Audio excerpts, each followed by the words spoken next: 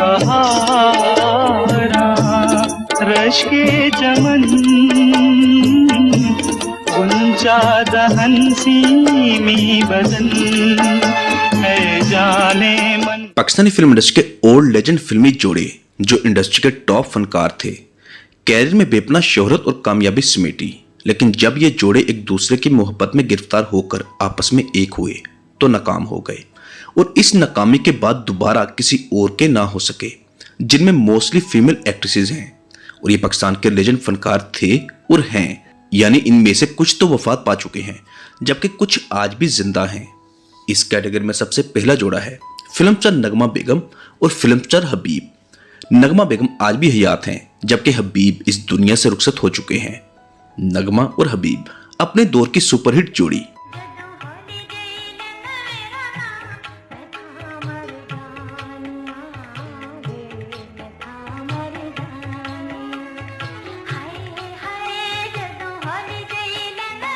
पहले तो आपको नगमा और हबीब साहब का मुख्तसर तारुफ करवाते हैं, फिर इन दोनों की मोहब्बत की दास्तान और फिर जुदाई।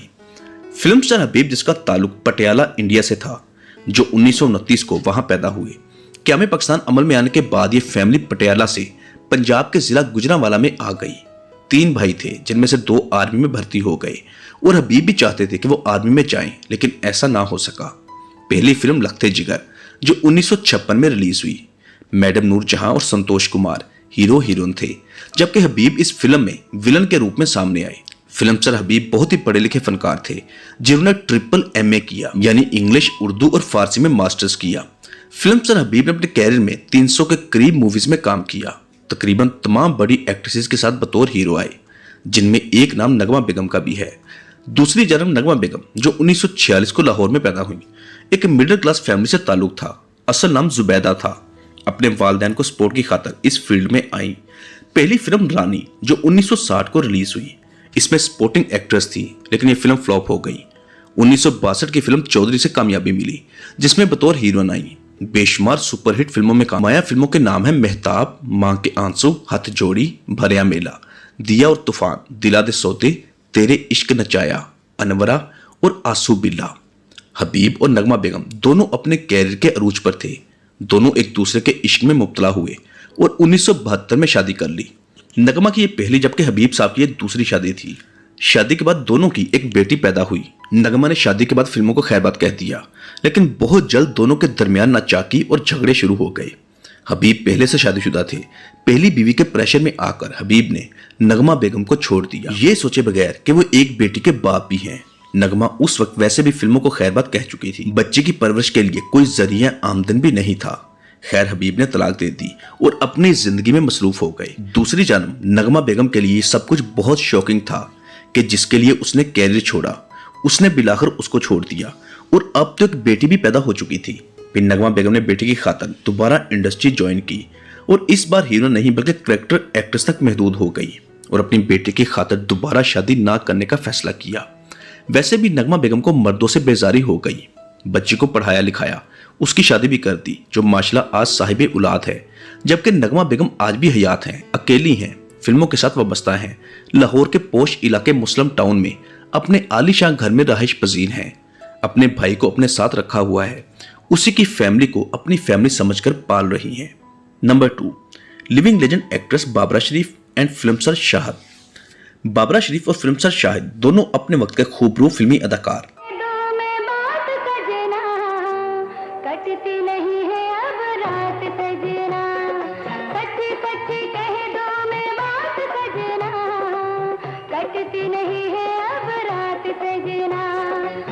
वहीद मुराद साहब के बाद पुरकशिश नौजवान फिल्मी हीरो उस दौर में अगर कोई था तो वो फिल्म स्टार शाहिद थे, जिसने कई शादियां की, जिनमें से उस वक्त की सबसे खूबसूरत, पुरकशिश और मशहूर फिल्मी अदाकारा बाबरा शरीफ भी एक थी।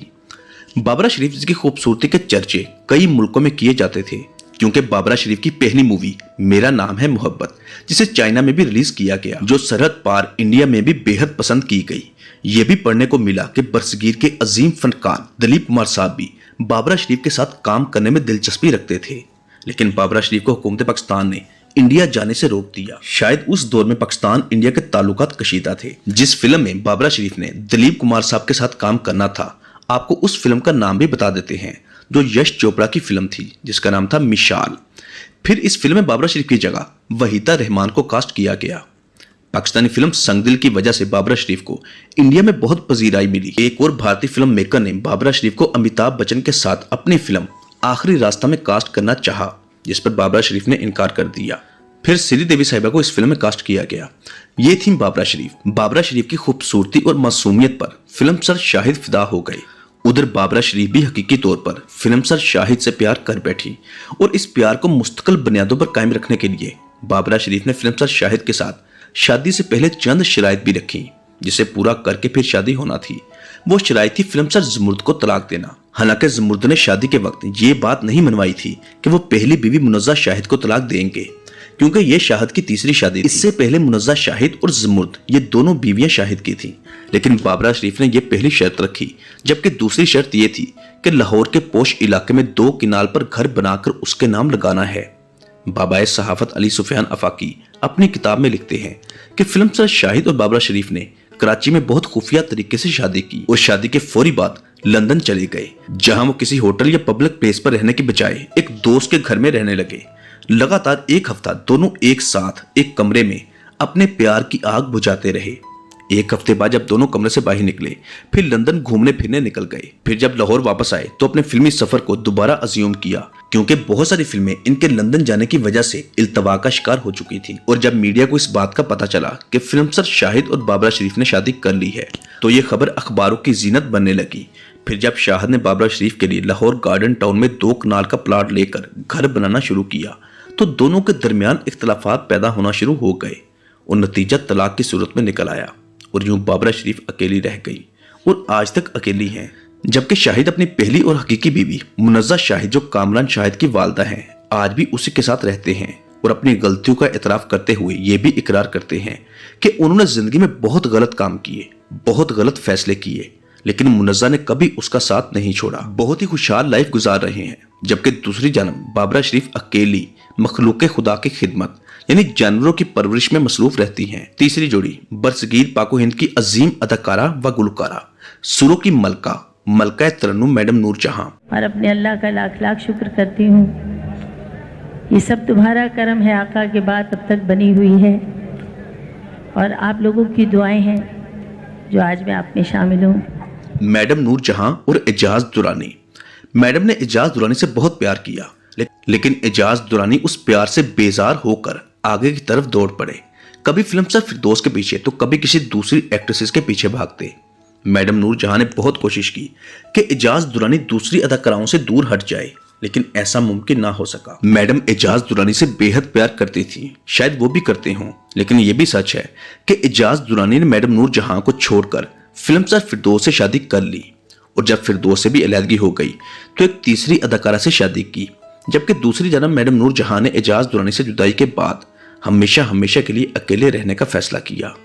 शायद इसी वजह से मैडम नूर जहां ने एक बार कहा था कि सुर ईश्वर है, यही मेरा साथी है, ऐसा जिसने मुझे कभी धोखा नहीं दिया। मैडम नूर जहां जिसकी लाखों करोड़ों दुनिया दीवानी थी, लेकिन वो जिसकी दीवानी थी उसने उसे छोड़ दिया था। नगमा बेगम, बाबरा शरीफ और फिल्म स्टार शाहिद, ये तीनों आज भी हयात हैं और 70+ हो चुके हैं। दोस्तों, ये थे पाकिस्तानी फिल्म इंडस्ट्री के हसीनो जमील और टॉप फिल्मी जोड़े जिनकी शादियां नाकाम रही और नाकामी के बाद अकेले जिंदगी गुजारती रही। आपकी इस वीडियो के मुतालिक क्या राय है, नीचे कमेंट बॉक्स में लाजमी बताइएगा। मिलते हैं अगली वीडियो के साथ। अल्लाह हाफिज।